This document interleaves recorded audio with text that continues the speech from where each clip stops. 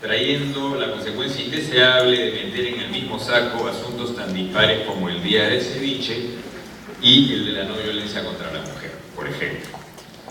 Pero indudablemente hay días que tienen un significado trascendente y que vale la pena destacar. Y por eso es que acepté gustoso esta invitación del viceministro de Derechos Humanos del Ministerio de Justicia y Derechos Humanos, logré decir todo, para comentar esta encuesta valiosa y muy reveladora, y muy importante me parece, asociada a un hito histórico como la Declaración Universal de Derechos Humanos, en el Día de los Derechos Humanos, que debería constituir un instrumento de trabajo sumamente útil en el diseño de políticas públicas en lo que se refiere a este aspecto central de la vida en comunidad: el respeto de los derechos, el cumplimiento de los deberes. También yo me sumo, por supuesto, al homenaje a Nelson Mandela. En mi página de Twitter escribí algo que era lo siguiente: el filósofo Hegel decía que la gente mala es la que hace la historia. Mandela es una de las pocas personas capaces de desmentir esta afirmación, que por lo general la historia en efecto confirma. No necesito decir nombre, pero Nelson Mandela sí efectivamente rompe con esta tendencia. Gracias a gente como él, la causa mundial de los derechos humanos ha ido ganando progresivamente un lugar en la conciencia de la gente. Esto es lo primero que quisiera resaltar y valorar. Ha dejado de ser el patrimonio de un conjunto de especialistas que con mucho mérito y con mucho esfuerzo y sacrificio han luchado por los derechos humanos, particularmente en el Perú. Hay varios aquí en esta sala. Y creo que ellos serán los primeros en celebrar que esto ha dejado de ser patrimonio de los especialistas y poco a poco se está haciendo de dominio público. La encuesta lo refleja claramente. Insisto, esto es digno de ser celebrado, este solo detalle, este solo dato que no es un detalle. Solo cuando los ciudadanos se apropian de un elemento indispensable para el funcionamiento de la democracia, como son los derechos humanos, cuando, como decimos los psicoanalistas, lo interiorizan, solo entonces esta institución deja de ser un documento, deja de ser un papel.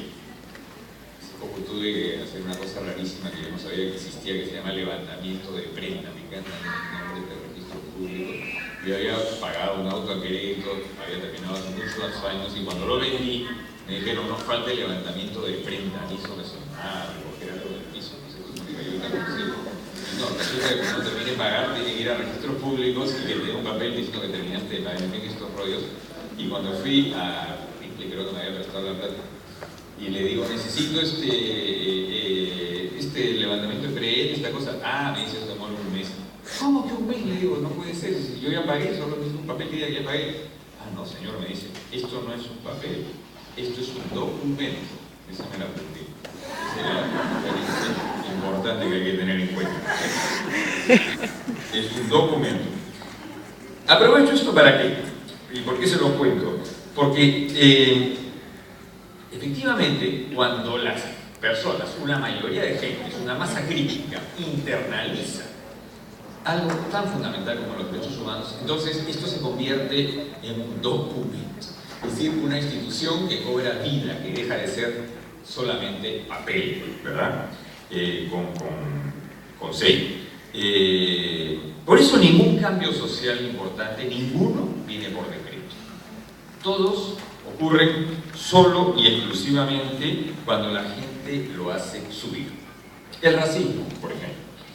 Esta encuesta tiene varias preguntas sobre esta discriminación y varias otras modalidades también. Está prohibido hace mucho tiempo por la Constitución. Y sin embargo, todos sabemos que el día de hoy, el Día de los Derechos Humanos, mientras estamos hablando, se sigue practicando la discriminación racista en el Perú. La diferencia, por supuesto, es que ya no de la misma manera absolutamente, digamos, valga la redundancia, indiscriminada o totalmente impune. Muchas veces es impune y muchas veces es indiscriminada, pero las cosas están cambiando, creo que esto es indiscutible. Y sin embargo, a diferencia de lo que ocurre con un crimen, un asesinato, en donde el perpetrador sabe perfectamente que está violando la ley y por eso esconde la arma, se esconde, huye o lo que fuere, ¿no es cierto? El discriminador no necesariamente es consciente de que lo está haciendo o de que está cometiendo un delito. Tengo un pequeño ejemplo muy reciente y muy banal, muy cotidiano, que son los que mejor dicen las cosas para comprobarlo. El otro día en una clase mencioné que en el mismo lugar en donde estábamos dictando la clase habían puesto un aviso donde se pedía una secretaria, ya se imaginan, de buena presencia. Entonces, creo que fue Wilfredo Ardito, que tiene como el partido Mil Ojos y Mil Oídos, y había encontrado este anuncio y había llamado a esta institución a decirle que eso no se podía hacer, que era ilegal. Y yo mismo llamé a la colega, una persona muy simpática, muy buena persona, muy bien intencionada, y le dije, oye, poner un aviso que te dice una secretaria de buena presencia, pero me dijo, no, si no, lo que queríamos decir es una persona que ¿no? tenga buen aspecto, no sé qué. Y mientras decía esto en la clase, una de mis alumnas, que no era una muchachita como la que están aquí delante, sino alguien ya con unos añitos, como suelen ser en mi profesión, dijo, pero eso quiere decir una presencia, alguien que está bien vestida, que es limpia, que ¿no? Entonces, me di cuenta, mejor dicho, ya lo sabía, pero qué rápido llegó la confirmación de que el inconsciente existe, ¿no es cierto? Ninguna de estas personas era consciente de que este es un viejo código racista y quiere decir, para decirlo elegantemente, cholas, abstenerse. Y por eso está prohibido y por eso tiene sanción, ¿no es cierto? Pero en el lugar menos pensado, habían personas que no tenían la menor idea consciente de esto, porque inconscientemente yo estoy seguro que sí lo saben. Tiene que ver con los comentarios que voy a hacer un poquito ahora más adelante. Es decir, estas negaciones son estrechamente vinculadas a el delito de la discriminación, a diferencia de otros delitos que, como les he puesto el ejemplo, ¿no es cierto?, la persona sabe que se atropella a alguien, que se da la fuga, sabe perfectamente lo que ha pasado, ¿no? Por eso un psicoanalista no puede aportar gran cosa a los datos cuantitativos de la encuesta, por importantes que estos sean, sino más bien a estos intersticios, y me voy a referir a un par para no tomar demasiado tiempo. Yo lamentablemente, como mis compañeros de comentaristas, no hemos tenido acceso a la división que ustedes sí han podido ver por rural, urbano, género, edad, y esto es una pena porque realmente eso hace toda la diferencia, ¿no? Nosotros hemos tenido promedios, entonces eso por supuesto no es lo mismo y no te permite hacer observaciones tan finas, pero igual creo que puedo decir algunas cosas a pesar de esta reserva. Es decir que, aceptando que voy a comentar promedios, el factor interpretativo, por lo menos para mi profesión, es fundamental. Los datos presentados en números muchas veces tienen esta apariencia falaz de ser objetivos, de ser indiscutibles, y eso no existe. Todo dato, toda información, venga bajo el formato que venga, es subjetivo, es discutible, es interpretable. Eso es algo que quisiera dejar bien claro.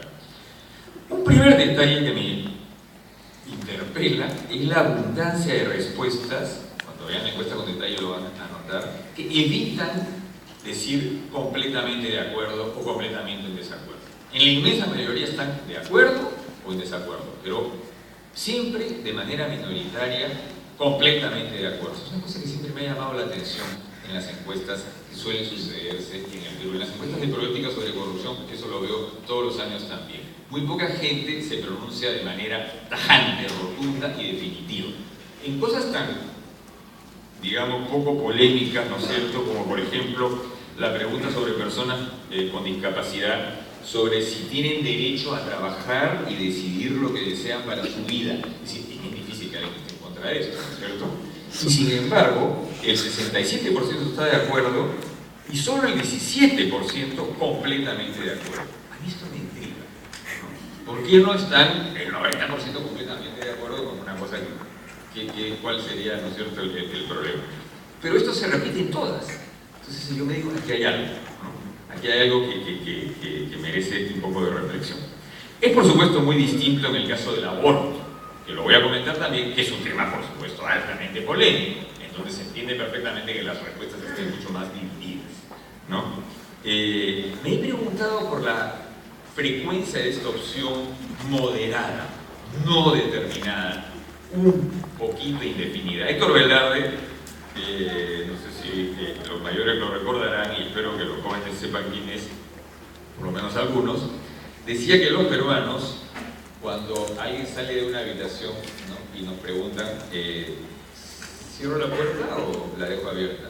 No, júntela nomás.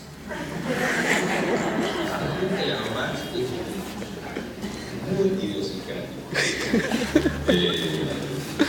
Este síndrome de la puerta junta nomás, yo no creo que se deba a una tibieza congénita, como dijo un expresidente, ¿no?, que nos faltaba sangre negra y que éramos por eso ni limonada. Creo que es un fenómeno que valdría la pena reflexionar un poco en esta encuesta por su alta frecuencia. ¿Qué significa esta especie de prudencia que yo creo que tiene seguramente un contenido histórico aquí, ¿no? Pero incluso en encuestas anónimas, la gente opta por decir si estoy de acuerdo o no estoy de acuerdo, pero ni siquiera en las cosas, digamos, en donde están, ¿no?, visceralmente a favor o visceralmente en contra.